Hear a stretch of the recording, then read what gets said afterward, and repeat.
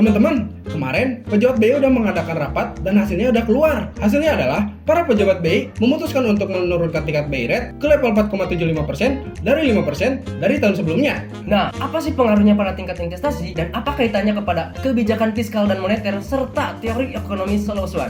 Mari kita bahas.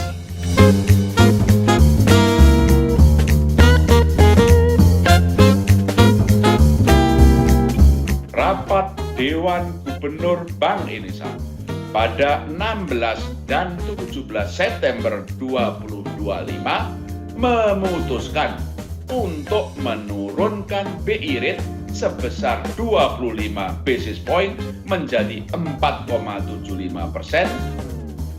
Nah, sebelumnya, perkenalkan dulu kita dari kelompok 2 untuk pelajaran ekonomi makro yang diampu oleh Bu Rita. Gua Feby Feriansyah. Gua Muhammad Rizya. Mari kita langsung ke materinya. Nah, yang pertama, pengaruh pada investasi.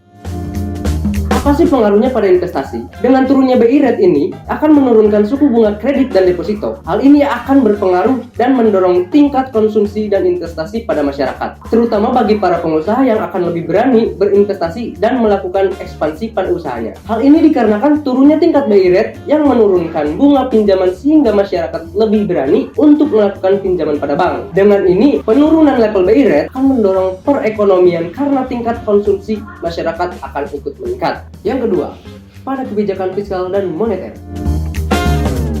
Nah, di sini kita akan membahas dulu peran pada kebijakan moneter.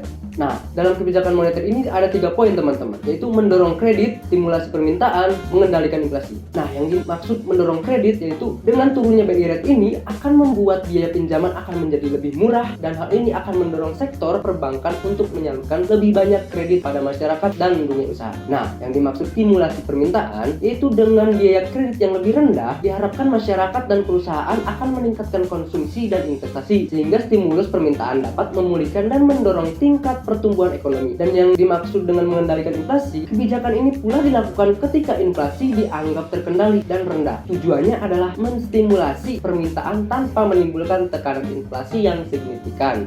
Nah, sekarang peran dalam kebijakan fiskal. Di dalam ini ada 2 poin teman-teman, yaitu memperkuat likuiditas dan menyelaraskan tujuan. Nah, yang dimaksud memperkuat likuiditas yaitu dengan turunnya tingkat BI rate, pemerintah akan mendukung dengan kebijakan fiskal seperti menempatkan dana di bank-bank pemerintah untuk memastikan likuiditas di sistem perbankan memadai dan siap disalurkan ke sektor real. Nah, yang dimaksud menyelaraskan tujuan yaitu dengan kebijakan moneter dan fiskal yang berjalan seiring tujuannya adalah menciptakan sinergi positif. Kebijakan fiskal dapat fokus pada stimulus yang mendukung daya beli masyarakat, sementara kebijakan moneter menyediakan biaya pendanaan yang lebih ringan. Nah, sekarang kaitannya pada teori ekonomi Soloswan.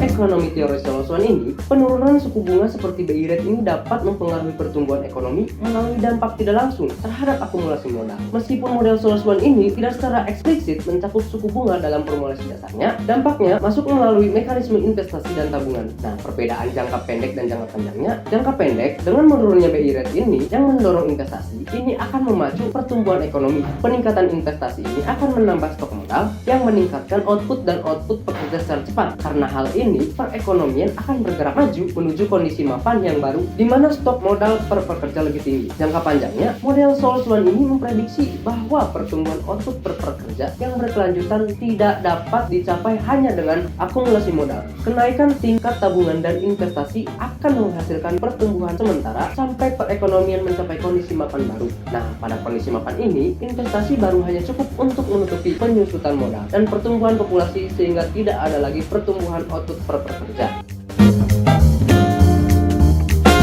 Kesimpulannya, penurunan BI rate ini akan meningkatkan tingkat konsumsi dan investasi di masyarakat. Hal ini akan mendorong pertumbuhan ekonomi karena dengan banyaknya pengeluaran atau konsumsi di masyarakat akan membuat uang akan berputar di masyarakat pula. Dan dengan turunnya BI rate pula menurunkan tingkat bunga pinjaman sehingga masyarakat dan para pengusaha tidak takut untuk meminjam uang pada bank karena biaya bunga yang lebih murah sehingga tingkat investasi akan meningkat dan para pengusaha akan lebih berani untuk mengekspansi usahanya.